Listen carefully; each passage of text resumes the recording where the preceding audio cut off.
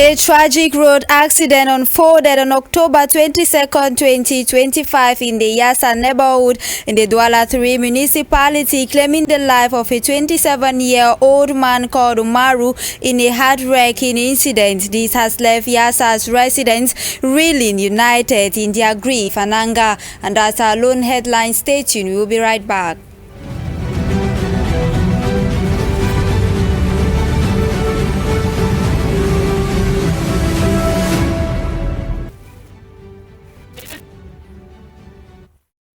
Lingue de l'information sur DBS Télévision. Ogiatou Bouba, vous avez la première partie. Bonsoir. Good evening, Kati Nanju, and good evening, televiewers. Welcome to today's edition of the 6 p.m. bilingual newscast on DBS Television. As you heard in our headlines, a 27-year-old man identified as Umaru lost his life in Yassa in the Douala 3 municipality on October 22, 2025 after being crushed by a truck whose driver fled the scene immediately after the accident. Russian Difonga reports. A tragic road accident occurred yesterday, October 22, 2025, in the Yassa neighborhood of Douala, claiming the life of a 27-year-old man identified as Umaru. According to eyewitnesses, a truck crushed the victim as he was riding his motorcycle along the Yassa Strait of Douala-Yaoundé highway. The impact was so severe that he died instantly. The driver of the truck reportedly fled the scene immediately after the crash, abandoning the vehicle. Il a cogné le motoman, le gars qui a au scooter. Sinon, le scooter jusqu'ici, là, venu garer ici devant. Donc, moi, il descendait avec la moto. Maintenant, il a dit on m'a monté au camion, donc il ne savait pas. C'est les motomans qui sont sortis en haut là en courant. Il disait qu'on arrête le chauffeur du camion. Il a tué quelqu'un derrière là. Ça arrive maintenant devant là. Il arrive devant, il y a le monsieur qui était là. Ça, on a ouvert le cabine, qui a retiré tous les dossiers de la voiture. Je suis parti avec. Security and rescue teams quickly arrived to secure the area and ease the traffic congestion that followed. The incident has left residents of Yassa deeply saddened. Many are calling on authorities to find the runaway driver and intensify road safety controls to curb the rising number of fatal accidents in the city. And Russian Difonga, may his soul rest in peace. Talking something else, the prices of foodstuffs or basic commodities in markets in Yaoundé has risen sharply. The prices of tomatoes, onions, garlic, to name a few, has more than doubled, significantly affecting both producers and consumers. Our Center regional correspondent Yasmin Yakubu visited some markets in the nation's political capital and now reports. 1 onion is sold here at 350 francs. That is not the only food commodities whose price buyers have been unhappy about. A bag of garlic is also sold here for 250,000 francs. Oui, un comme ça coûte 353 000 francs. Donc le prix de sac c'est 120 000 maintenant. Et là, voici là, les paquets c'est 500, les sacs c'est 250 000. Markets in Cameroon's capital are currently facing an unprecedented shortage of fresh tomatoes, causing prices to soar and placing a heavy burden on households already struggling with the high cost of living. La tomate n'a pas un prix fixe, sinon ça monte de sa graine, mais pour le moment c'est cher. Donc il y a l'occasion de 11 000, 12 000, 14 000. Donc ça dépend de la quantité, de la qualité. Ginger, which was yesterday a household spice, is now a highly priced item on the market list. Le ginger, le seau de 5 000 qu'on prenait avant à 2 000, maintenant c'est dans les 10 000, les 9 000. Tu ne vois même pas d'abord ça. However, vendors in the Colleton market attributed this increase to so many factors. Le temps, les prix ont augmenté. Et encore plus dans cette période encore des élections, si les prix augmentent. Par exemple, ce qui fait que les gens ne sont pas allés au champ, il n'y a pas eu l'arrivage, tout ça. Donc, nous sommes allés au marché, on a constaté que le marché était vide. Donc, ce qui fait que même la tomate est encore devenue encore plus chère. Donc, on fait avec. This market shortage is compounded by the effect of global warming, which local farmers say is contributing to increasingly low harvest. Un mort sur le carreau à Yassa dans le 3e arrondissement de Douala. Nous sommes là à la pénétrante est de la ville. Selon les riverains, c'est la mauvaise manœuvre du nommé Oumarou, âgé de 20 ans, qui l'aurait ainsi conduit à sa perte. Cet autre drame vient rallonger la longue liste des victimes sur cet axe routier. Charles Fisselangue était sur le lieu du drame. Son reportage. Ça, ce n'est pas possible. Le corps émietté, les membres en lambeaux, le scooter en pièces détachées. Voilà les restes du jeune Oumarou et sa moto, dont une partie est encore sous le camion. C'est la scène effroyable que les populations du quartier Yassa, à Douala, ont vécu en fin de journée ce jour. Il a cogné le motoman, le gars qui est au scooter. Le scooter est ici, là, venu garer ici devant. Donc, moi, il descendait avec la moto. Maintenant, il a dit au moins il montait au camion, donc il ne savait pas. C'est les motomans qui sont sortis en haut là en courant. Il disait qu'on arrête le chauffeur du camion. Il a tué quelqu'un derrière là. Ça arrive maintenant devant là. Il arrive devant, il y a le monsieur quand il est là. Ça, on a ouvert le cabine, qui a retiré tous les dossiers de la voiture. Je suis parti avec. Un accident de trop qui vient rallonger la liste des victimes sur cet axe de la pénétrante Est, réputé mortel et accidentogène. Emballé. Et le camion venait justement. Quand le camion est venu, sa moto est restée en bas du camion. Le dame est monté sur lui. En montant, le chauffeur en montant ici, le camion est resté. Les gens criaient. Il a ralenti jusqu'ici et il est sorti du camion, il est parti. La victime Oumarou, âgé de 26 ans, aurait fait une fausse manœuvre sur sa moto quand ce camion à vive allure l'a percuté et entraîné sa moto à une longue distance. Il trouvera la mort sur place alors que le chauffeur du dit camion a fondu dans la nature, abandonnant certaines pièces personnelles qui pourraient aider pour son interpellation. Un accident mortel qui survient alors que l'interdiction de la circulation des camions gros porteurs en journée reste toujours d'actualité. Que son âme repose en paix. Allons à présent dans le département du Mungo où des présumés voleurs de cacao ont récemment été arrêtés par les populations locales. C'était récemment en Goman, non loin du village Soron, dans l'arrondissement de Konjok, département du Kam. Maîtrisés sur place par ceux qui étaient à leur recherche, ces hors-la-loi ont été remis aux éléments de force de défense de la brigade, notamment de gendarmerie de Dobian pour besoin d'enquête. Les détails avec Franck Lenindifou. Deux jeunes âgés d'une vingtaine d'années, connus sous l'appellation de Nilo et Yaya, au cœur d'une opération de vol de cacao, habitant le village Ngoman 2 dans l'arrondissement de Nkondjok, ils sont partis voler notamment le cacao à la cour d'un domicile à Ndoto Kwakwa dans l'arrondissement du Nord Makombe, toujours dans le département du Nkam. Je suis parti au champ ramasser ma pourriture, verser sur la bâche. Et ce matin que j'ai retrouvé que les bandits sont venus tout ramasser. Et là où j'appelle les jeunes du village, ils nous aident avec tous les traces pour aller pour retrouver le cacao. Et là on traverse un coup d'eau qu'on appelle Millet. Avec tous les grains du cacao qui s'est versé partout, on a pu retrouver le cacao chez les propriétaires.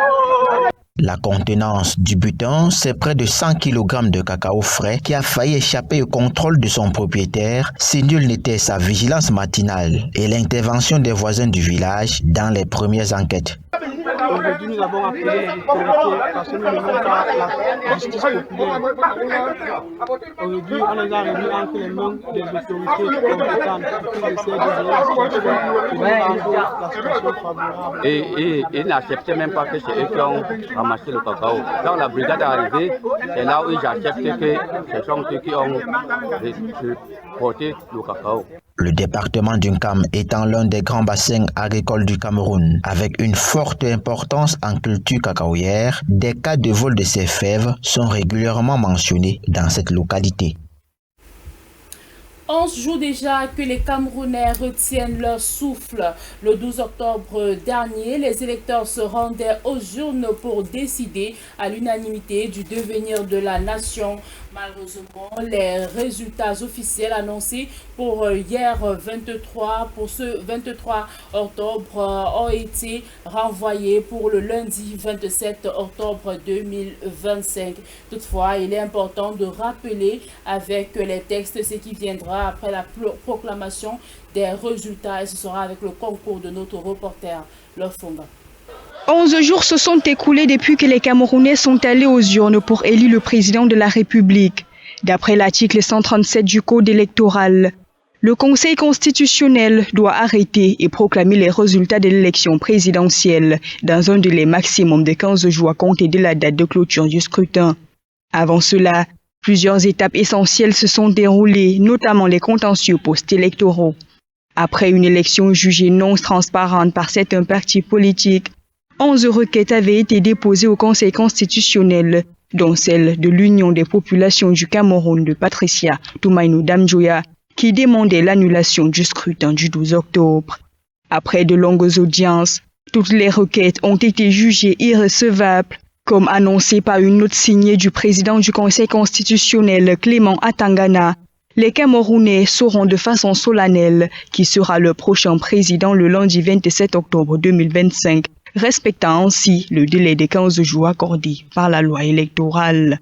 Selon l'article 140 du Code électoral camerounais, le nouveau président de la République prête serment 15 jours à compter de la proclamation des résultats par le Conseil constitutionnel. Devant le peuple, les membres du Parlement, du Conseil constitutionnel et de la Cour suprême, il s'engagera sur l'honneur en ces termes. Je le jure. And as the nation awaits a proclamation of the election results, tensions are mounting in Douala over a new restriction of commercial motorbike circulation following a communique signed by the SDO for Vuri residents express their frustrations as the movement of bikes now have been limited from 6 p.m. to 6 a.m. Again, Joy has the details. Just 24 hours after the communique from the senior divisional officer of Douala, Mr. Vogo Mari, banning motorbike circulation from 6 p.m. to 6 a.m. in areas such as Daido, Koto, Makepe, Bonaberi, just to name a few, the decision has sparked widespread debate among residents. Initially introduced to combat insecurity, the measure has instead frustrated many citizens who rely on bikes for daily transportation. With the ban in place, taxi fares have increased sharply, making movement more difficult, especially for low-income earners. Le transport est devenu même cher, même pour les messages, les gens te demandent 2 000. On sait bien que c'est le dernier jour de l'année aujourd'hui, le monde doit finir aujourd'hui.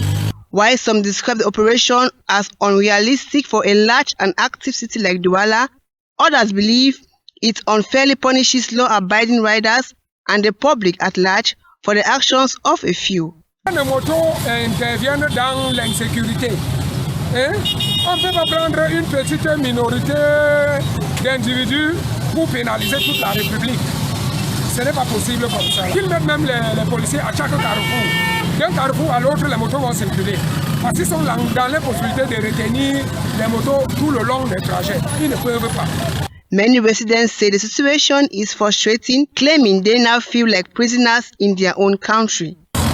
Moi, dans mon propre pays, je suis prisonnier, je ne peux pas sortir à 18 heures pour emprunter une moto, pour aller peut-être voir mes parents ou bien voir ma fille. Moi, c'est très difficile. Et en plus, j'ai ma nièce qui a l'hôpital qui est malade. Comment je vais faire à l'hôpital maintenant? Comment je vais aller à l'hôpital dormir avec elle? As enforcement continues, questions remain about how long the measure will last and whether it will truly achieve its goal of improving security in the city. The 2025 presidential elections is drawing to an end following post-electoral litigations which ended yesterday, October 22nd, 2025 in Yaoundé. In this light, our reporter Ashley Johnson went into the Electoral Court to find out what happens after and edited the following report.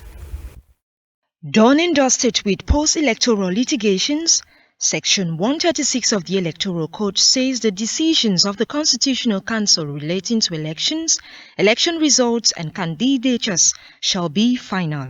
In this respect, after the post-electoral litigations, the next step will be the proclamation of results.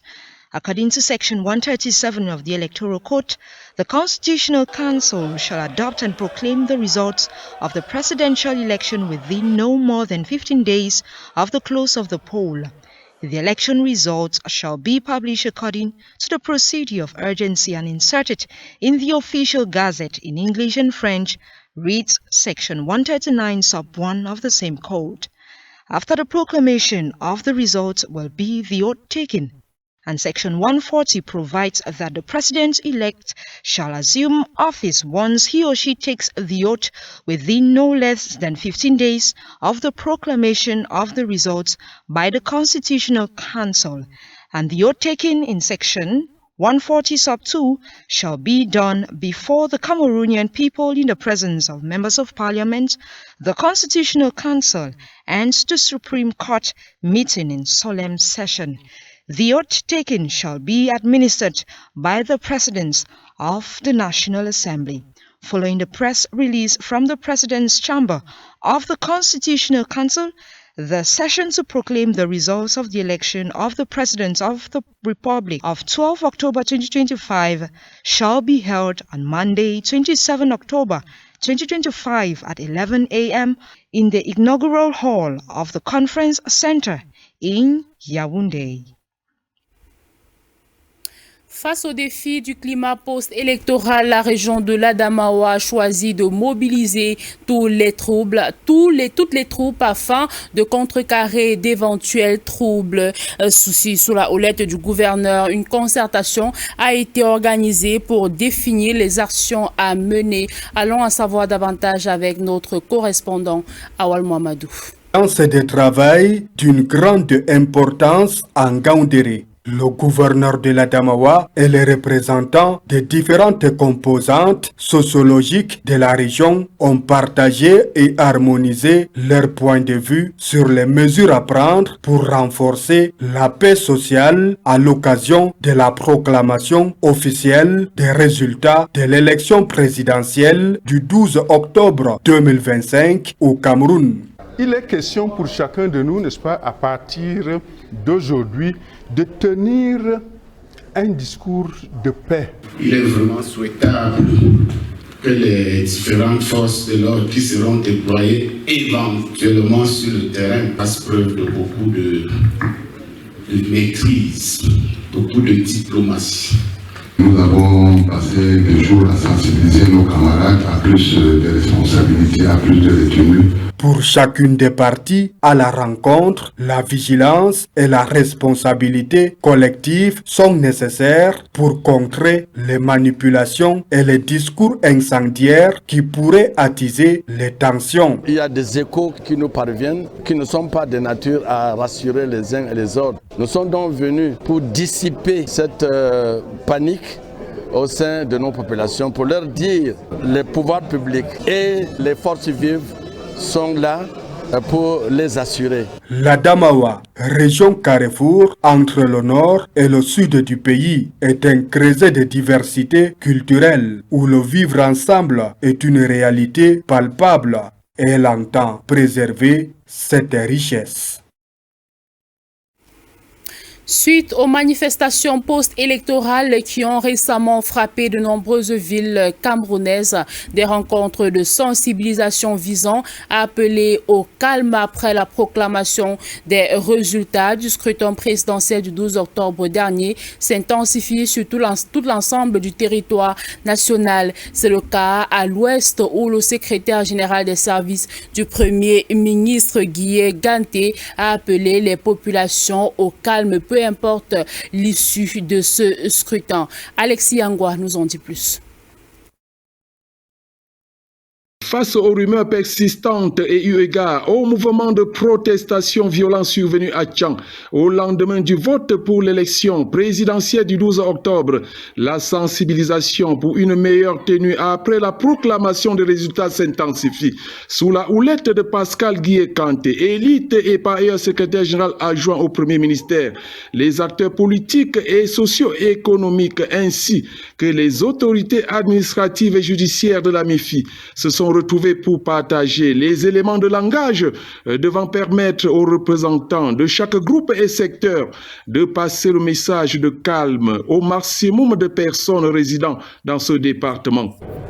Pour inviter toutes les populations, les jeunes en particulier, les jeunes débrouillards, les transporteurs, tout leur entourage, de préserver la paix à la veille de la proclamation des résultats par le Conseil constitutionnel de notre pays, seul et exclusif organe habilité à prononcer les résultats officiels. Chacun des représentants a pris la parole pour présenter sa stratégie de campagne pour la préservation de la sérénité. Espérons que ces messages soient entendus et après qu'ils se retrouvent dans les mêmes conditions pour évoquer et proposer des solutions pour la cause de ce qu'on redoute aujourd'hui.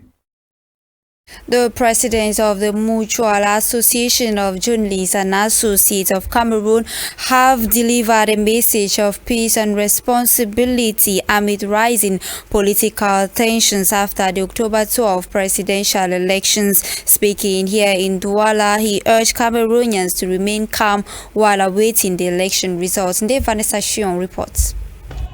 For the past 2 weeks, the country has witnessed a series of violent altercations between the civilian population and the forces of law and order. From Gara to Douala, Chang and Yaoundé, protests have broken out contesting electoral fraud. The situation has prompted several calls for peace across the national territory from state actors, civil society, NGOs and associations. In the same pursuit, the president of the Mutual Association of Journalists and Associates of Cameroon, abbreviated as MUJAC, addressed journalists, government officials and members of the public on October 22 in Douala. Speaking against the backdrop of post-election unrest, the MUJAC president, Zephyrin Koloku, urged citizens, especially those in the littoral region, to remain calm, patient and committed to peace while the Constitutional Council complete its work on the election results. He expressed concern over rising tensions and violent protests reported in cities cited above, warning that such acts threaten the country's stability and economic progress. Calling on the media to play a responsible role, Zephyrin Koloko reminded journalists that their duty is to inform with truth and professionalism, not to inflame passions. The declaration also praised members of the diaspora and government officials who continue to advocate for stability and dialogue, describing them as apostles of peace. In closing, the president of MUJAC appealed for national unity and resilience, emphasizing that Cameroon's diversity should be a source of strength and not division. I will now take you to the Adamawa region, where the governor of that region, Kildadi Bukar, in collaboration with different communities living in Gaundiri, have discussed ways to maintain social peace during this post-election period. That was in a meeting where different communities were made to understand the importance of social peace. Mange Venatius comes with the details. As the country awaits the official proclamation of 12 October polls results, the governor of the Adamawa region with different communities have been harmonizing their ideas on how to preserve peace on the day the election results will be proclaimed. In a meeting, each stakeholder highlighted the necessity for a collective vigilance so as to counteract manipulators and violent-prone speeches. We have invited all the stakeholders to go to their various localities to preach peace, to tell the population, to ensure the population that the government of Cameroon is out to avoid chaos. We don't need chaos because we have many things to do. We want to go we want to do everything for our development. According to the governor, his wish is that this meeting should bear the desired fruits. I do hope that the people will go back to inform also adequately the populations of Adamawa region. The Adamawa region should be in peace before, during, after elections of 12 October. To this, the governor is counting on those who can make this wish come true. I do rely much on the religious leaders, the politicians, and also all citizens of good faith. Participants, among whom are those from the northwest and southwest regions, have been sensitized to better appreciate the importance of peace. But there is a great majority of us who came here because of the instability that we know in the Northwest. And they are found in various walks of life, like building, construction, teaching, and others. So we made them to know that in the case of instability, we will not be able to carry out our functions, and therefore we will be poor. It should be noted that the Adamawa region stands as the midpoint between the northern and the southern parts of Cameroon. Preserving social peace in this region will be of capital importance for everyone. Le préfet du département de la Sanaga-Maritime a récemment organisé une importante réunion de concertation regroupant les responsables des communautés du Grand Nord, de l'Ouest et du Sud-Ouest, ainsi que les autorités religieuses, les représentants des partis politiques et les responsables des syndicats de moto-taxi. L'objectif de cette rencontre était de renforcer la concertation et la cohésion sociale en cette période post-électorale en vue d'une meilleure gestion avant, pendant et après la proclamation des résultats. Le compte rendu avec Serge Eto. Qu'on soit de l'Est, du Sud, du Nord, nous sommes d'abord Cameroun. Le préfet du département de la Sanaga-Maritime, M. Cyril Yvan Abondor, a présidé ce jour, dans les services de la préfecture, une importante réunion de concertation regroupant les responsables des communautés du Grand Nord, de l'Ouest et du Sud-Ouest, ainsi que des autorités religieuses, les responsables des partis politiques et syndicats de mototaxi. On a été dans la guerre, mais aujourd'hui, tu ne verras jamais un Bamléké dans la guerre. Nous invitons tous les syndicalistes, que ce soit secteur mototaximan, que ce soit secteur voiture, autobus, train et tout consort, que nous devons être main soudée, ne serait-ce que pour la paix dans la Sanaga-Maritime. Moi, je suis quelqu'un de la frontière. Avant d'arriver chez moi, je traverse toute la zone. Je suis à Ekok et Umodjok. Donc, je vois tout en route. Donc, c'est pour cela que moi, depuis là, je prêche la paix et rien que la paix. L'objectif de cette rencontre était de renforcer la concertation et la cohésion sociale en cette période électorale en vue d'une meilleure gestion avant, pendant et après l'élection présidentielle. C'est un travail que nous avons commencé. Et avec cet appel encore, ça nous donne le courage d'accélérer vraiment de sensibilisation au sein des mosquées, au sein de la famille, pour nos enfants. Le préfet a rappelé à tous les participants la nécessité de privilégier le dialogue, la tolérance et le respect des institutions pour garantir un climat de paix et de stabilité dans le département. Et toujours dans le cadre du maintien et de la sécurité, il a récemment été interdit aux conducteurs de moto de la ville de Douala d'exercer entre 18h du soir et 6h du matin. Mais la grosse question qui se pose aujourd'hui est de savoir véritablement si cette mesure peut être possible au vu de la réalité. Rendue au premier jour de la mise en œuvre de ce décret préfectoral, le fort a été de constater que voilà, cette loi a fait face à la résistance de nombreuses personnes qui se trouvaient toujours dehors après 19h, 20h et voire plus. À leur côté, notre reporter Charles-Fils Elanguet qui a tenu à immortaliser ce moment. Regardons. L'opération 18h, pas de moto dans la ville de Douala sera-t-elle une mission possible pour les autorités de la capitale économique?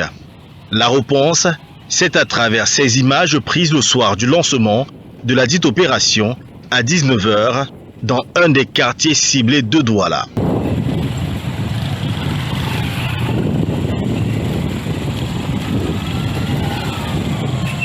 Le constat est clair, les motos sont présentes et roulent ici en toute quiétude. Cette opération est caduque dès son commencement. Douala ne peut pas se faire en termes de transport sans moto. Ça c'est, quoi qu'on dise, ça ne pouvait pas aboutir. Quand on nous parle encore de 22 h, hein, mais à 18 h, c'est l'heure vraiment de pointe. Oui, donc c'est impossible. Nul ne peut empêcher la circulation des motos à Douala à 18 h. Sauf si on nous dit que les motos sont interdites au Cameroun. Mais à 18 h à Douala au Cameroun, c'est pas possible. Un peu plus tôt, 17 h par là, c'était la course contre la montre pour plusieurs Doualais qui s'empressaient à trouver le dernier Bentikin afin d'éviter d'être surpris par ce couvre-feu. Résultat des courses, ces embouteillages et des passagers à la recherche désespérée d'un moyen de transport avant 18 h avec la conséquence directe du prix revu à la hausse. Il y a plus de motos, le transport est devenu même cher, même pas les mêmes messages, les gens qui demandent 2000. On sait, quand il passe, c'est le dernier jour de l'année aujourd'hui, on demande à finir aujourd'hui. On va faire comment? Je suis d'accord avec le gouvernement qui a pris des décisions, mais ça va créer beaucoup de problèmes avec les gens qui rentrent au travail. Comme mon petit frère qui vient de dire, maintenant on peut dire qu'à 20 h c'est bon. Mais pour dire qu'à 18 h on arrive au travail, là, ce n'est pas bon. Ça va beaucoup empêcher les gens qui sont au travail. Comme à l'époque, on a fait à Dogoti. C'est le moto qui aide les gens ici. Beaucoup de gens qui gardent les voitures à la maison pour prendre la moto pour aller au travail. L'arrêté préfectoral d'interdire l'activité des motos à 18 h dans une ville comme Douala portera-t-il les fruits escomptés?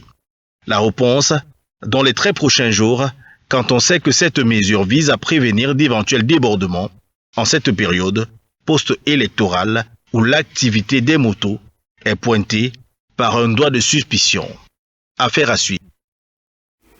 Merci à vous, Charles Fisselangue. C'est avec ce reportage que nous mettons terme à cette édition bilingue de l'information sur DBS, la télévision de proximité. Mesdames, Messieurs, merci pour votre fidélité. Bonne soirée à vous et à demain, Rogiato Bouba. Thank you, Kati Nanju, and thank you, televiewers. It is with done with wrap today's edition of the 6 p.m. English newscast on DBS television. We take a rendezvous for tomorrow, same time. Until then, goodbye.